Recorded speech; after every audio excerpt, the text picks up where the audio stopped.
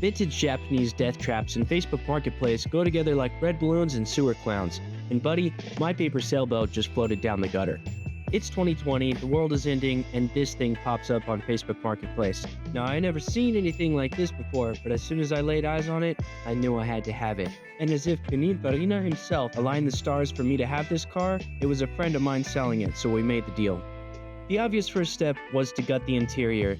In New Mexico, we have this stuff called cactus and these things called pack rats. That combination makes for an incredibly high-stakes game of hide-and-seek. But with a car the size of a toaster oven and about half the value, the disassembly went pretty quickly.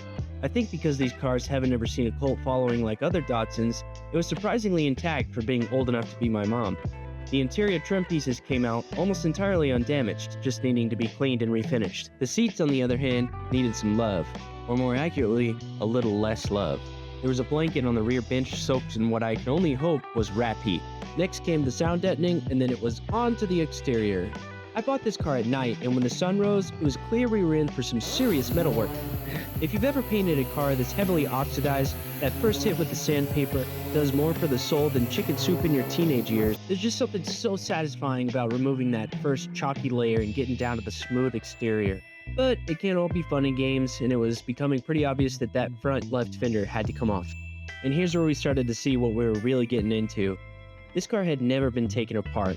It looked like someone drove it to work every day until they got a new car, and then they just parked it in a field for the last 15 years. There were some pretty brutal door dings on the passenger side, and an interesting scrape all along the passenger door. And you hate to see it, but there was a pretty good amount of cancer in the rear quarter panels. I don't often see this kind of stuff out here in New Mexico, but it isn't uncommon in the trunk areas that aren't protected from dust and debris. And it was pretty obvious that at some point the trunk of this car had filled with water and dirt, and all of it had settled down in these crevices in the rear fenders. Luckily, I'm somewhat of an archaeologist myself, so I had no trouble chiseling away the literal mud pies that were in these quarter panels and patching it with some spare sheet metal. What you gotta keep in mind is this was 4 years ago when I was just building this car to be a weekend warrior, cruiser style, and I wasn't really going for perfection. I will go back into these areas now that we're doing this for a much greater cause and fix this from the inside out. So yeah, the bodywork was coming along really well, but there's a lot of challenges when you do one of these old Datsuns. The metal is really thin, it's not supported very well, so every time you push on it, it creates a new crease or a new problem. And we were just finding troubles everywhere. But I needed a change of scenery, so I picked up some 280ZX struts, which I read online could be modified to fit directly in place of the stock struts, which would lower us properly, giving us suspension travel and bigger brakes at the same time. The goal with this would be to replace the spring with something a little softer because the car doesn't weigh as much, but also adjustable. Because at this point, I hadn't swapped the engine and I didn't know what the actual ride height needed to be with the new wheels and tires. Oh yeah, I got wheels and tires. So I found these threaded oversleeves for, I think, a Honda Civic strut, but it was the perfect diameter for mine. This is what I love about the internet.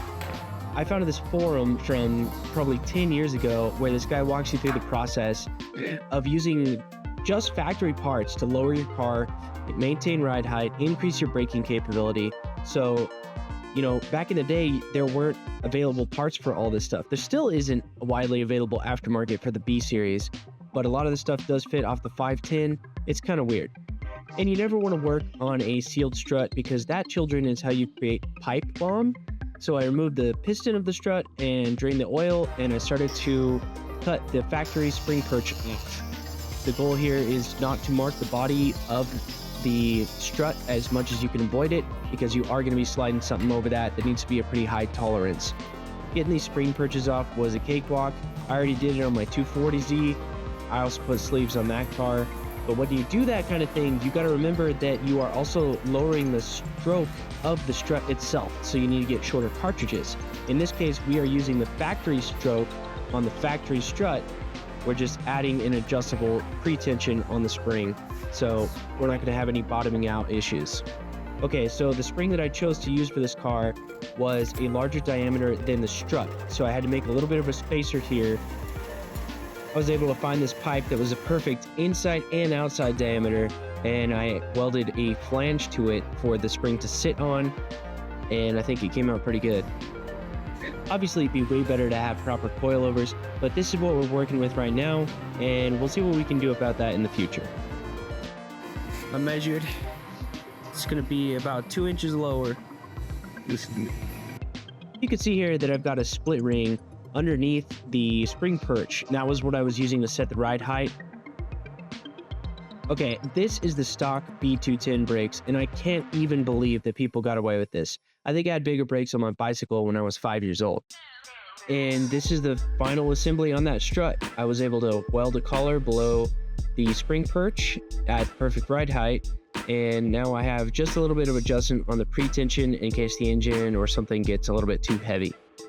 This is the final stance, and I couldn't be happier. This is exactly what I had in mind when I was building this thing. Even the poke out on the wheels, that's pristine to me. It's perfect. Honestly, better than I was hoping for. That's got to be it for this one, guys. I got a lot of work to do. I'm trying to put one of these updates out every 2 days, work a little bit, edit a little bit, upload a video. We're almost caught up to where the build started once we got picked up for SEMA. Then things will change pace a little bit. But be sure to follow along, share this page, get some people behind this project. It's about to get real exciting.